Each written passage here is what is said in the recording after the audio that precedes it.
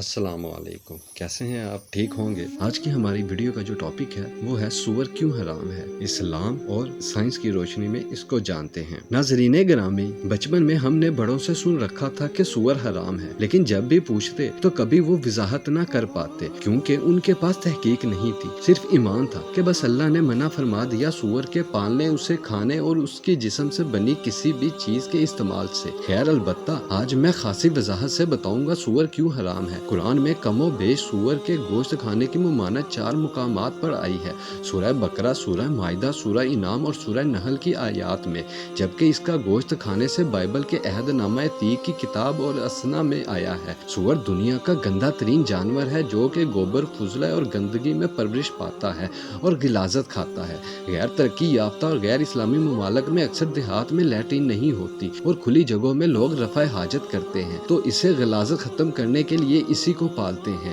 بعض ترقی یافتہ ممالک اسے ستھرائی اور صاف شفاف جگہ پالنے کے لیے کوشش کرتے ہیں، مگر اس کی فطرت ہے گند کھانا۔ یہ اپنا اور اپنے دوسرے ساتھی جانوروں کا بھی گوبر کھاتا ہے۔ یہ دنیا کا سب سے بے شرم ترین جانور ہے جو اپنے دوسری ساتھی سوروں کو بھی اپنی ساتھی سورنی کے ساتھ جنسی افعال کرنے کی دعوت دیتا ہے۔ سور کے گوشت میں کم از کم 70 بیماریاں ہیں۔ اس کو کھانے والے کے معدے اور آنتوں میں کئی قسم کے کیڑے پیدا ہوتے ہیں، مثلا راؤنڈ ورم، پن ورم اور ہک ورم۔ ان سب سے زیادہ خطرناک ٹائنیا سویلیم ہے جسے عام طور پر کدو دانہ کہا جاتا ہے۔ اس کا گوشت ہارٹ اٹیک، نبینا پن، جگر کا نقصان اور جسم کے بہت حصوں پہ اثر کرتا ہے۔ بعض مغربی ممالک میں لوگ بلڈ پریشر، فالج اور ہارٹ اٹیک کا سبب اسی گوشت کی وجہ سے بنتے ہیں۔ اس کی چربی کی زیادتی کی وجہ سے ہارٹ اٹیک کا خطرہ لازم ہے۔